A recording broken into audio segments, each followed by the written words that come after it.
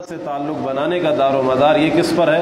حضور صلی اللہ علیہ وسلم کی پیروی، حضور صلی اللہ علیہ وسلم کی غلامی اور حضور صلی اللہ علیہ وسلم کی تابعداری میں ہے۔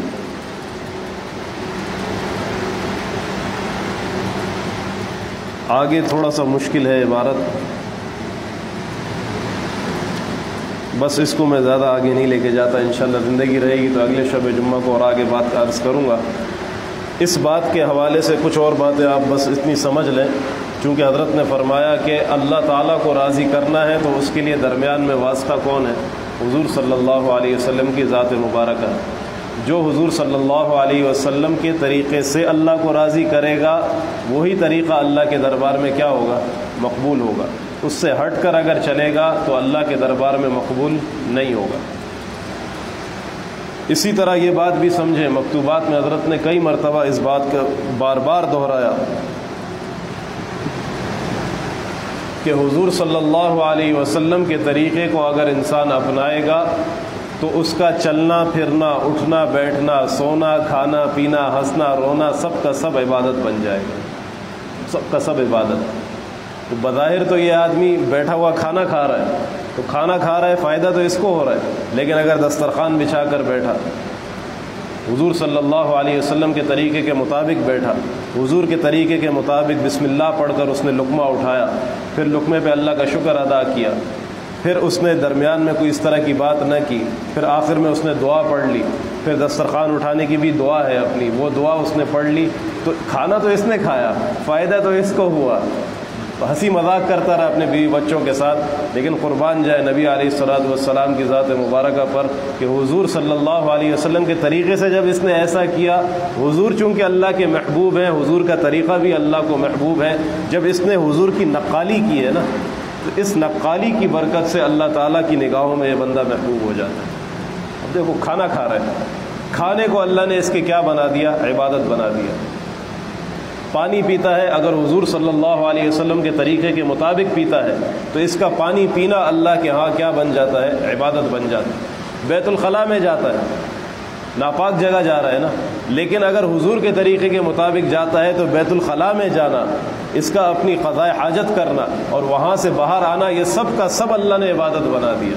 اب سوچو کتنی عظیم ذات ہے نبی علیہ الصلوۃ والسلام کی، کیا اونچا مقام اور مرتبہ ہے حضور صلی اللہ علیہ وسلم کا، کہ جس نے حضور کے طریقے کے مطابق تھوڑا سا بھی عمل کیا وہ عمل اللہ کی نگاہوں میں عبادت بن گیا، وہ عمل اللہ کے قرب کا ذریعہ بن گیا، وہ عمل انسان کو دنیا آخرت میں کامیابی دلانے کا ذریعہ بنا، اور اس عمل کی برکت سے اللہ تعالیٰ کا وہ انسان محبوب بن گیا۔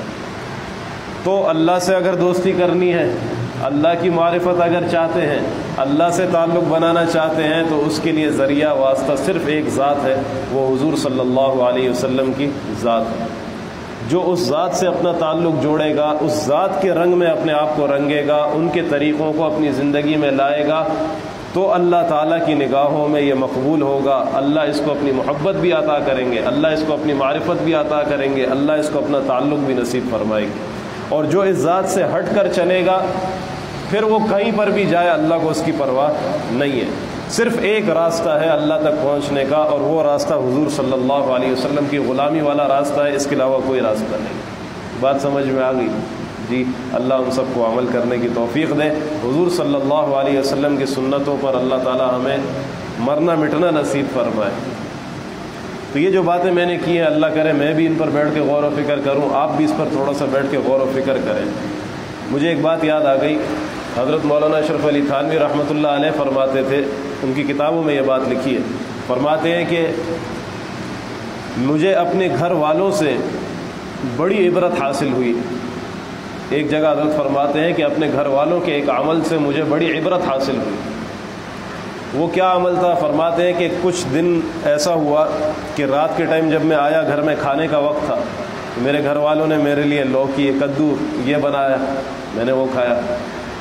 صبح پھر کھانے کا جب وقت آیا تو پھر کدو لوکی بنائی، پھر تیسرے ٹائم، پھر چوتھے ٹائم، پھر پانچویں ٹائم، پھر چھٹے ٹائم، پھر حضرت فرماتے ہیں کہ میں نے جب دیکھا یہ کیا ہو گیا، یہ ایک ہی چیز پکے جا رہی ہے بار بار بار بار بار بار، تو میں نے اپنے گھر والوں کو جا کر کہا کہ بیوی کیا ہو گیا، خیریت تو ہے اور کچھ نہیں ہے؟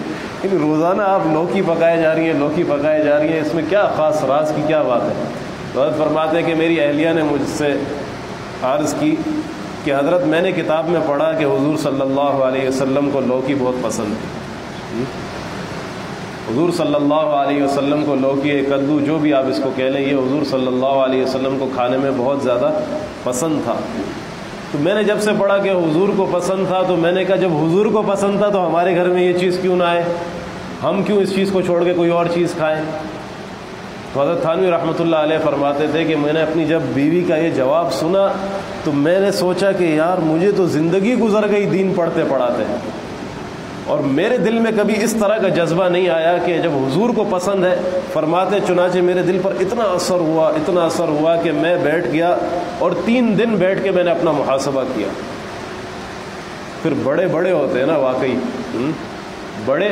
بڑے ہوتے ہیں واللہ، یعنی جو اللہ ان کو مقام دیتا ہے وہ ایسے ہی مقام نہیں دیتا۔ ہمارے حضرت صاحب رحمۃ اللہ علیہ فرماتے تھے کہ دیکھو خواجہ معین الدین چشتی رحمۃ اللہ علیہ، ایک رات خادم بیٹھا ہے تو خواجہ معین الدین چشتی رحمۃ اللہ علیہ کے کمرے سے اچانک چیخ کے رونے کی آواز آئی۔ تو خادم آیا، اس نے پوچھا حضرت کیا ہوا؟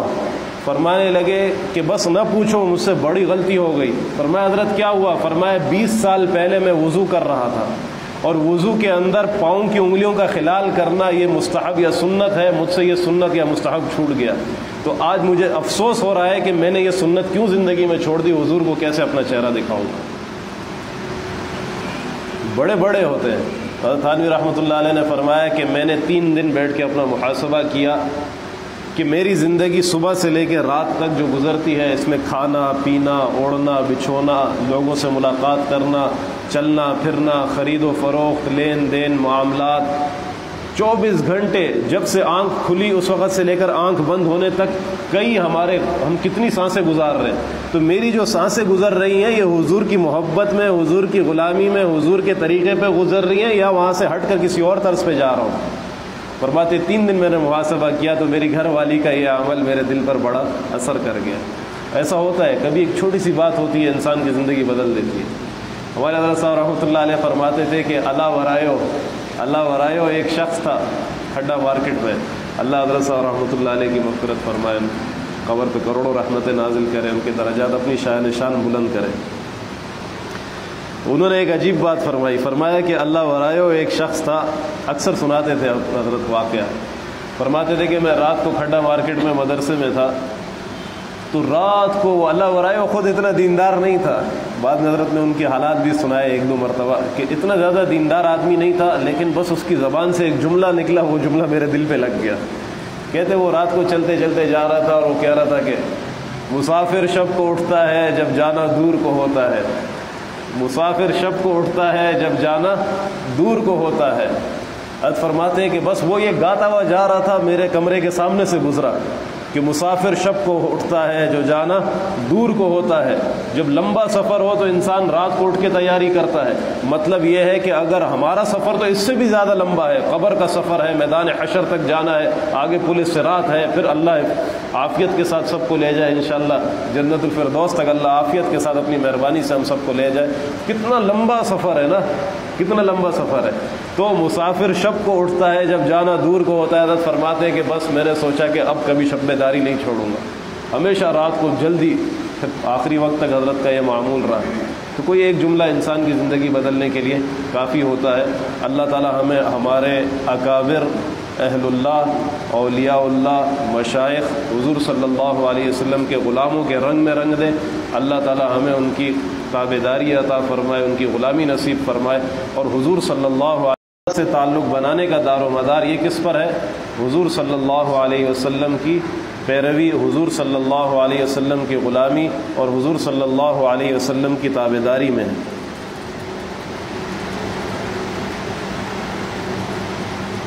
آگے تھوڑا سا مشکل ہے عبارت، بس اس کو میں زیادہ آگے نہیں لے کے جاتا، انشاءاللہ زندگی رہے گی تو اگلے شب جمعہ کو اور آگے بات عرض کروں گا۔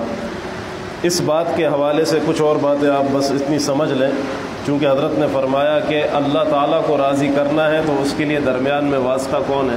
حضور صلی اللہ علیہ وسلم کی ذات مبارکہ ہے۔ جو حضور صلی اللہ علیہ وسلم کے طریقے سے اللہ کو راضی کرے گا وہی طریقہ اللہ کے دربار میں کیا ہوگا؟ مقبول ہوگا۔ اس سے ہٹ کر اگر چلے گا تو اللہ کے دربار میں مقبول نہیں ہوگا۔ اسی طرح یہ بات بھی سمجھیں، مکتوبات میں حضرت نے کئی مرتبہ اس بات کا بار بار دہرایا